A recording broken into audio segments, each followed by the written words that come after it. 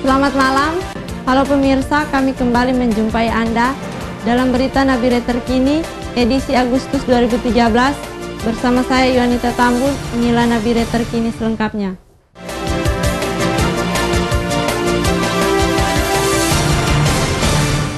Pemirsa, kantor Bupati Intan Jaya Rabu malam habis dilalap si jagung merah. Kebakaran hebat melanda kantor Bupati Kabupaten Intan Jaya Rabu malam kemarin. Api dengan cepat melalap seluruh bangunan di saat warga tengah tertidur lelap. Dikarenakan cuaca yang sangat dingin, warga sekitar tidak dapat segera mencapai lokasi kebakaran. Kondisi bangunan yang tidak difasilitasi listrik pada malam hari itu dan juga terletak di atas bukit serta tidak memiliki persediaan air. Salah seorang saksi mata, Maklon Sani, mengatakan api yang terlihat pertama kali berasal dari dua titik, sisi kiri dan kanan bangunan dan arah bagian depan pintu masuk. Dirinya membenarkan kondisi cuaca yang sangat dingin menyebabkan warga tidak bisa secepatnya datang ke TKP. Jam setengah 11 itu kami di barak, tapi di sini ada nyala, jadi kami lari kemari, ternyata ada kebakaran. Kami di kantor bupati sementara ada terbakar. Demikian info. Sekda Kabupaten Intan Jaya, David Setiawan, yang dikonfirmasi melalui telepon, membenarkan kejadian tersebut. Dirinya mengaku belum mengetahui dengan pasti penyebab terjadinya kebakaran. Kerugian pasca kebakaran ditaksir mencapai puluhan miliar rupiah. Dari Kabupaten Intan Jaya, Rainer Windesi melaporkan. 3 hari pasca terbakarnya kantor Bupati Intan Jaya, Kapolda Papua Irjen Pol Tito Karnavian dan Wakapolda beserta rombongan tiba di Bandara Sokopaki Sugapa. Kedatangan rombongan Kapolda ke Sugapa Intan Jaya ini guna melihat secara langsung kondisi kantor Bupati Intan Jaya. Tiba di Sugapa dengan menggunakan pesawat Twin Otter milik maskapai penerbangan Aviastar Mandiri. Kapolda dan Wakapolda yang didampingi Danrem 173 Praja Virabraja dan Dim 1705 Kapolres Paniai serta Bupati Intan Jaya Natalis Tabuni langsung menuju lokasi kejadian kebakaran.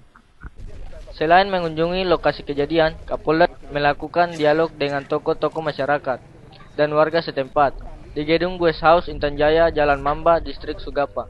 Terkait hal ini, Kapolda Papua Irjen Pol Tito Karnavian mengatakan pihak kepolisian hingga saat ini belum dapat memastikan penyebab kejadian terbakarnya kantor Bupati Intan Jaya. Menurut Kapolda, kehadirannya di Intan Jaya hanya untuk melakukan dialog dengan tokoh-tokoh dan warga setempat, serta melakukan peninjauan di lokasi kejadian. Sampai sekarang kita belum bisa memutuskan. Kita akan mengundang laboratorium forensik dari Makassar menjelaskan kalau seandainya semua sesuaikan aturan hukum. Jadi sementara ini kita TKP kita amankan. Kalau seandainya nanti ini ternyata kesengajaan, tentunya harus ada tindakan hukum. Ini musibah murni kebakaran juga. Ini berarti untuk menyidik penyebab terjadinya kebakaran, Kapolda mengatakan pihaknya menunggu kedatangan tim forensik Mabes Polri dari Makassar. Kapolda juga meminta masyarakat Intan Jaya untuk menyikapi persoalan ini dengan tenang karena telah ditangani oleh kepolisian. Aparat keamanan yang terdiri dari 10 orang personil Brimob Mabes Polri, personel Polres Paniai, aparat TNI Koramil Sugapa, serta tim identifikasi Inafis Polda Papua diturunkan guna mengamankan lokasi kejadian. Sementara pasca terjadinya kebakaran kantor Bupati, kondisi Sugapa Intan Jaya tetap kondusif. Bupati Intan Jaya Natalis Tabuni menyayangkan kejadian terbakarnya kantor Bupati karena administrasi surat-surat pertanggungjawaban keuangan seluruhnya hangus terbakar api dalam kejadian tersebut.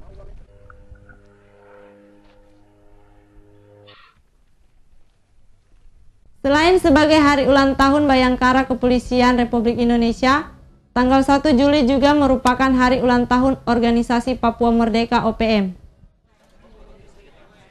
Untuk meminimalisir potensi timbulnya kerawanan serta konflik di masyarakat jelang tanggal keramat tersebut, Kepolisian Resor Paniai mengadakan kegiatan bakti sosial pengobatan massal.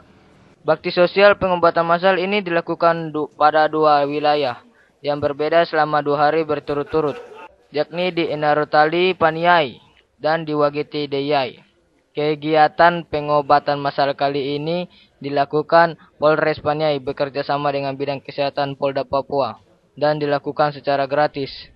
Pengobatan massal tersebut melibatkan dokter dan perawat Polri Polda Papua serta dokter dan perawat dari RSUD setempat. Kegiatan bertujuan sebagai upaya pendekatan persuasif terhadap masyarakat dalam menciptakan kondisi yang aman di wilayah tersebut jelang HUT Bayangkara yang ke-67 dan HUT OPM tanggal 1 Juli mendatang. Upaya pendekatan secara persuasif melalui kegiatan-kegiatan sosial merupakan hal utama yang dilakukan oleh Polres Paniai, mengingat seringnya terjadi konflik bersenjata antara aparat keamanan dan kelompok-kelompok sipil bersenjata di wilayah ini.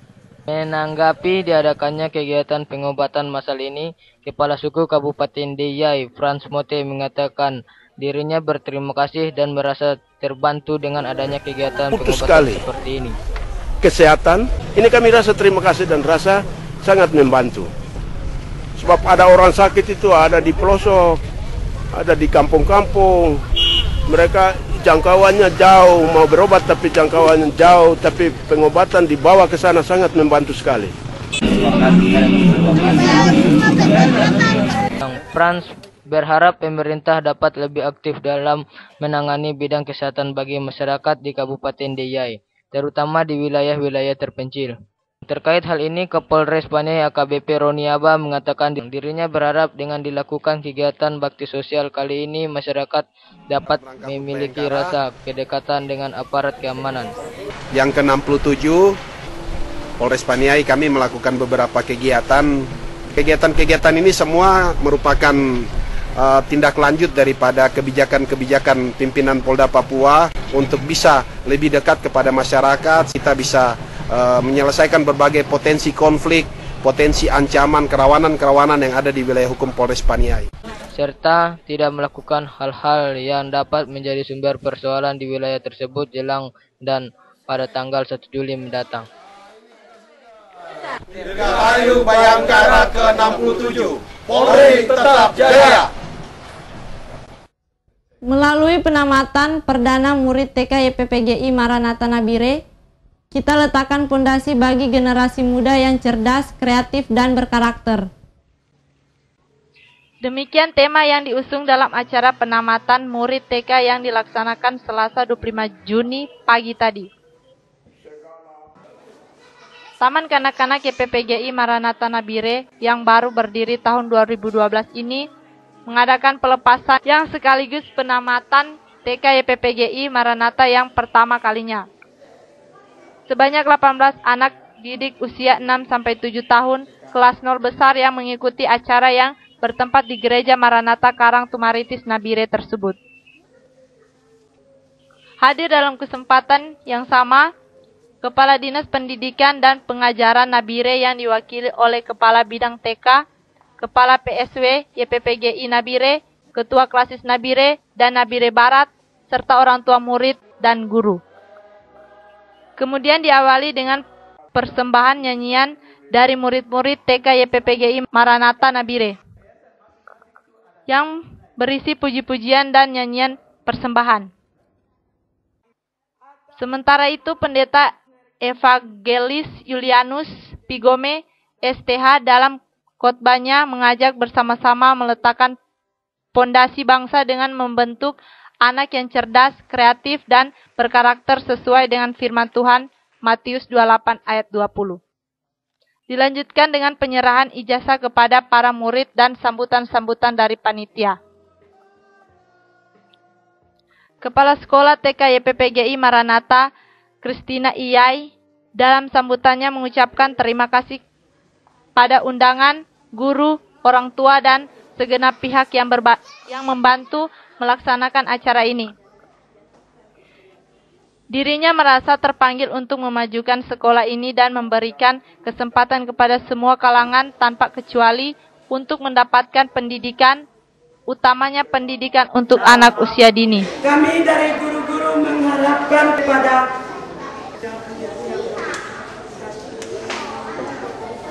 buah-buah yang pertama berhasil dari TK YPPGI Maranatha bahwa semangat belajar kalian yang kalian tempuh di TK perlu ditingkatkan di sekolah yang berikut tadi, jenjang pendidikan yang berikut.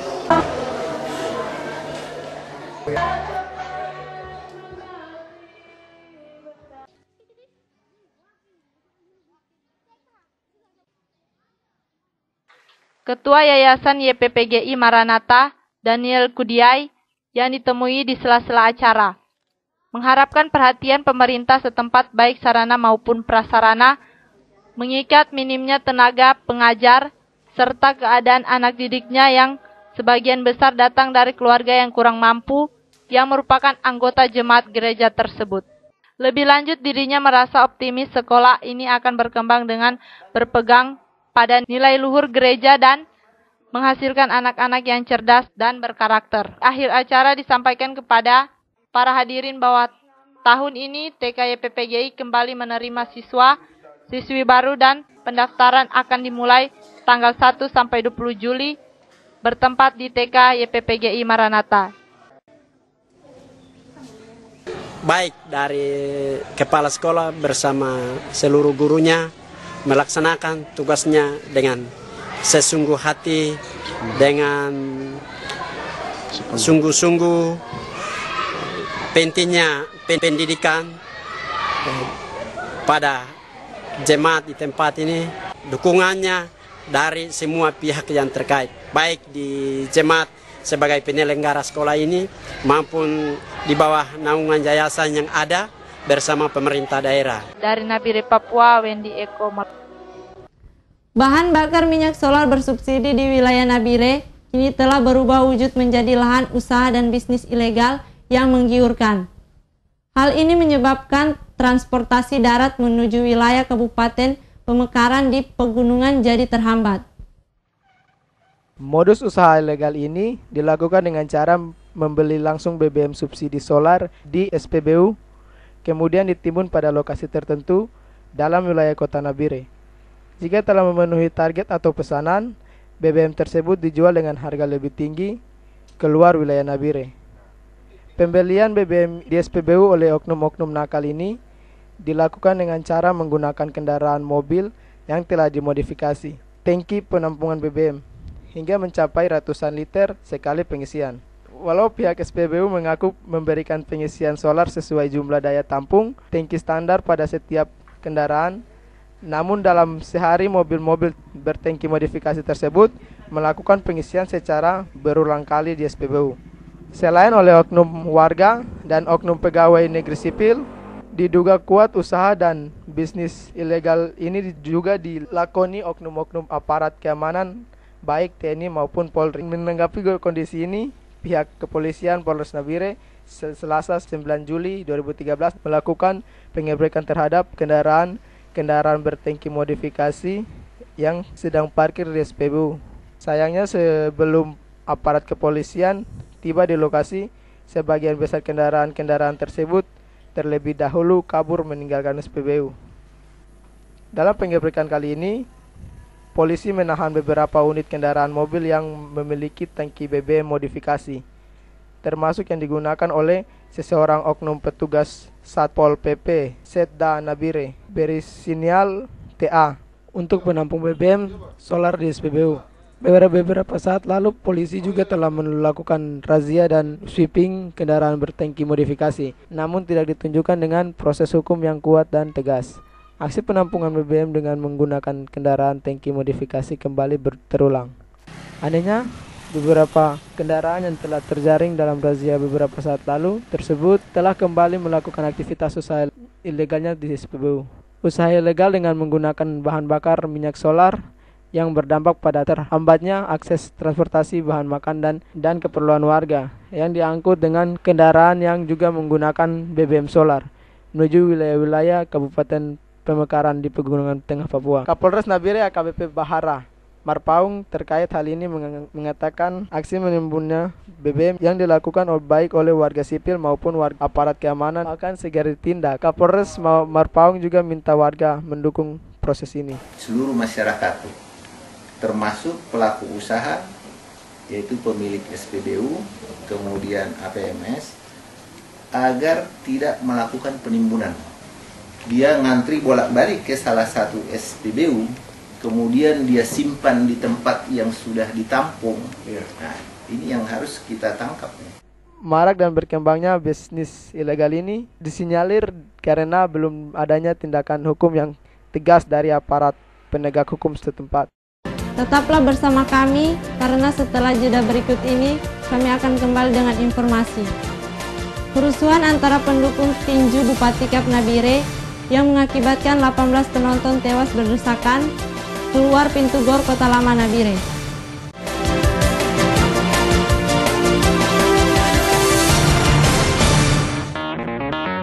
Pemirsa, Pantai Maup yang dulunya tidak terawat sekarang mendapatkan perbaikan dan rehabilitasi sehingga menjadi seperti sekarang ini.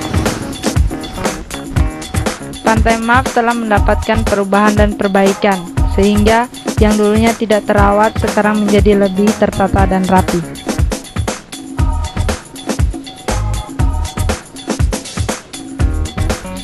Sekarang ini, Pantai Maup masih dalam proses pengerjaan. Setiap harinya terlihat para pekerja yang sedang memperbaiki dan menata Pantai Maup. Menjelang sore hari, banyak pengunjung yang datang di tempat ini dan mayoritasnya lebih banyak anak muda dan remaja. Biasanya, jumlah pengunjung mulai bertambah pada saat sore hari. Mereka datang untuk berkumpul bersama teman atau sekedar menghabiskan waktu dan menikmati pemandangan pantai.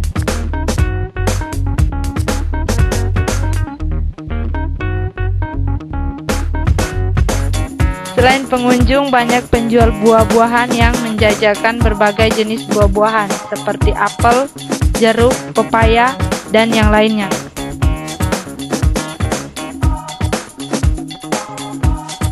Sampah-sampah yang dulunya berceceran sekarang lebih kelihatan bersih dari sebelumnya. Pengunjung diharapkan dapat menjaga kelestarian lingkungan, sehingga Pantai Maup dapat menjadi salah satu alternatif wisata di Kota Nabire.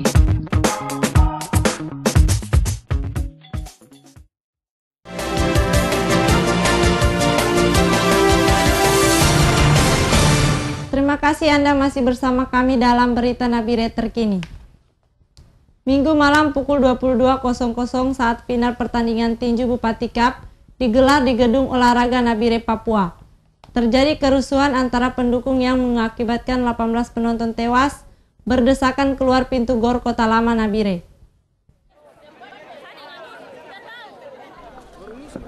Kejadian bermula saat final tinju kelas 56 kg di kejuaraan tinju Bupati Kap Nabire yang berlangsung antara Julianus Pigome dan Alfius Rumkorem. Wasit memenangkan Alfius Rumkorem. Pendukung Julianus Pigome yang tidak terima dengan kekalahan mulai melempari penonton dengan kursi.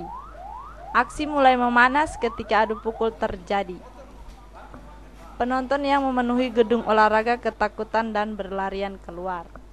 Pintu GOR yang sebenarnya ada 3 di kiri, kanan, dan pintu masuk hanya dibuka untuk akses pintu masuk saja. Akibatnya penonton berdesakan dan saling injak berebutan keluar. Beberapa di antaranya terinjak-injak dan 17 korban tewas di tempat. Korban kejadian saat ini dilarikan ke RSUD Nabire untuk mendapatkan visum dan perawatan. Sementara korban tewas dan kritis dikumpulkan di ruang UGD RSUD Nabire. Informasi terakhir, sebanyak 18 korban tewas di RSUD. Banyaknya jumlah korban mengakibatkan RSUD Nabire kewalahan. Jumlah korban tewas dikhawatirkan akan terus bertambah, mengingat mobil ambulans masih terus berdatangan ke unit gawat darurat RSUD. Warga Kota Nabire berdatangan ke RSUD Nabire untuk mengecek kondisi kemungkinan terdapatnya sanak famili mereka yang ikut menjadi korban. Warga menyesalkan kejadian yang diakibatkan digratiskannya tiket masuk final tinju Bupati Cup, sehingga menyebabkan banyaknya penonton yang masuk dalam keadaan mabuk. Dalam kejadian ini, aparat keamanan tidak dapat berbuat banyak karena tidak sebanding jumlahnya.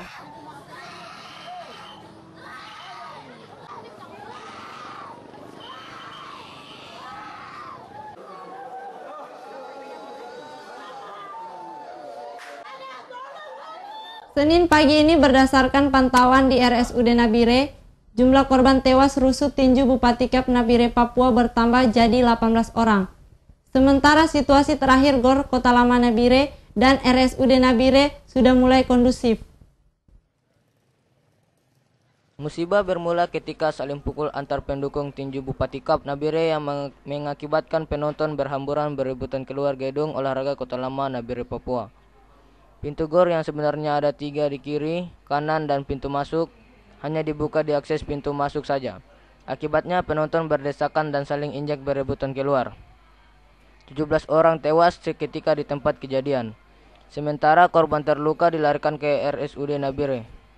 Beberapa di antaranya terinjak-injak dan 17 korban tewas di tempat. Kondisi gedung olahraga Kota Lama Nabire Papua pagi ini sudah dipasangi polis lain untuk mengamankan TKP. Namun banyak warga yang masih ingin tahu masuk ke lokasi kejadian. Beginilah situasi GOR dari dalam. Pintu akses keluar masuk di kiri dan kanan dalam keadaan terkunci.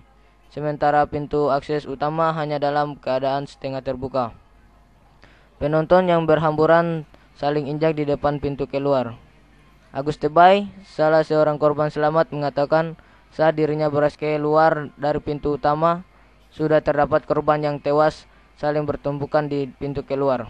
Dirinya bahkan hampir terinjak-injak oleh penonton lain yang panik. Dirinya menyayangkan pihak penyelenggara yang menggratiskan karcis masuk sehingga jumlah penonton membludak dan tidak bisa dikontrol.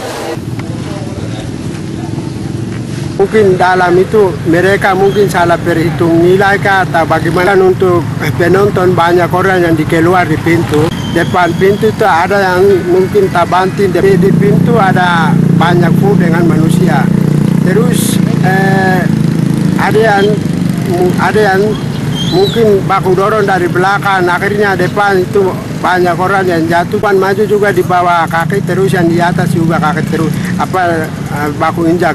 Sementara itu, korban terluka saat ini berada di RSUD Nabire untuk mendapatkan visum dan perawatan. Korban tewas dan kritis dikumpulkan di ruang UGD RSUD Nabire.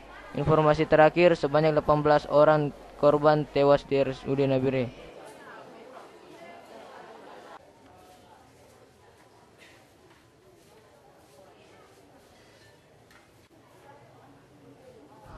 Bupati Nabire Isayas Dow dan Kapolda Papua Irjen Tito Karnavian mendatangi rumah para korban yang meninggal dunia saat menyaksikan final tinju Bupati Cup Nabire Minggu malam di Gedung Olahraga Nabire.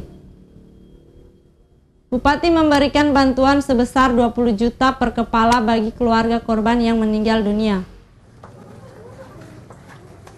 Bupati Nabire Isayas Dow dan Kapolda Papua Irjen Tito Karnavian beserta Danrem 173 Biak, Kolonel Infanteri Camim Besari dan Muspida Nabire mendatangi rumah suami istri yang meninggal di Kota Lama, Kelurahan Morgo Nabire.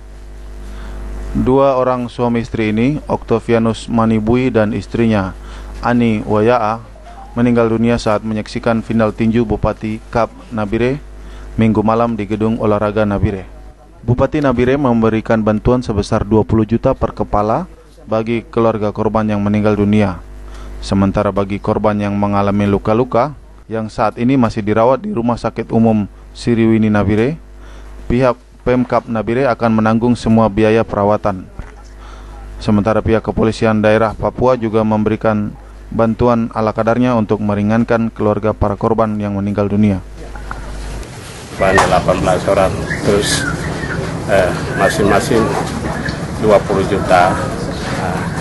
Itu yang kami membantu masyarakat supaya meringankan mereka punya beban. Dan kan pemerintah daerah tetap berduka karena kehilangan masyarakat saya. Sementara menurut Kapolda Papua, Irjen Tito Karnavian, pihaknya telah memeriksa saksi 8 orang, dan dari saksi yang diperiksa, belum ada yang ditetapkan sebagai tersangka. Dari pemeriksaan kepada panitia penyelenggara, ada 8 orang yang sudah kita dapat keterangannya. Untuk menginterview sejumlah saksi-saksi lainnya, terutama mengenai masalah teknis penyelenggaraan. Ini semua sedang kita lakukan pemeriksaan. Ya, kepada masyarakat di Nabire, masyarakat Papua, agar tetap tenang, tidak perlu untuk terbawa pada isu-isu yang tidak jelas. Rabu siang, pemakaman pasangan suami istri yang menjadi korban pada gelar tinju Bupati Kap Nabire lalu dimakamkan di pemakaman keluarga di Kalisapi, Kelurahan Morgo Nabire. Pemakaman diwarnai isak tangis dari pihak keluarga korban. Pemakaman pasangan suami istri yang menjadi korban pada gelar tinju Bupati Kap Nabire lalu dimakamkan di pemakaman keluarga di Kalisapi, Kelurahan Morgo Nabire. Pemakaman diwarnai isak tangis dari pihak keluarga korban. Bahkan keponakan korban terus merangkul jenazah tantenya agar tidak dimasukkan ke peti jenazah. Korban suami istri ini dimakamkan satu liang di pekuburan keluarga di Kalisapi, Kelurahan Kalibobo, Nabire. Pemakaman suami istri Yanus Manibui dan istrinya Ani Waya yang meninggal akibat kerusuhan di Gedung Olahraga Kota Lama Nabire beberapa waktu lalu, Rabu siang dimakamkan di pemakaman keluarga di Kalisapi, Kelurahan Kalibobo. Keluarga korban, bahkan keponakan korban Tiara yang berusia 6 tahun yang diasuh kedua korban terus merangkul jenazah tantenya seolah tidak rela dimasukkan ke peti jenazah untuk dimakamkan. Kedua pasangan suami istri dari 17 korban yang meninggal akibat kerusuhan di Gedung Olahraga Kota Lama Nabire beberapa waktu lalu, Rabu siang dimakamkan di satu liang kubur di pemakaman keluarga di Kalisapi, Nabire. Ibu Ani adalah sepasang suami istri dalam segala sesuatu. Para kepala suku dan tokoh masyarakat Nabire menyatakan sikap bersama, mengatakan bahwa insiden dalam pertandingan tinju amatir Bupati Kap Nabire adalah sebuah musibah. Dalam pertemuan, para kepala suku dan tokoh masyarakat Nabire bersama Kapolda Papua dan tim investigasi kasus tewasnya 17 orang di Gedung Olahraga Kota Lama Nabire. Para kepala suku sepakat mengatakan insiden tersebut adalah sebuah musibah yang telah terjadi. Mereka juga mengajak masyarakat Kota Nabire untuk menerima kejadian ini dengan lapang dada. Dalam pertemuan tersebut, salah seorang tokoh pemuda Yonesdo menyesalkan pernyataan Kapolri Jenderal Polisi Timur Pradopo yang mengatakan bahwa saat pertandingan tinju berlangsung telah diturunkan 150 aparat polisi dan 100 orang aparat TNI untuk mengamankan jalannya pertandingan. Yonesdo meminta Kapolri untuk mengklarifikasi pernyataan tersebut karena tidak sesuai dengan fakta di lapangan saat berlangsungnya pertandingan tinju maut tersebut.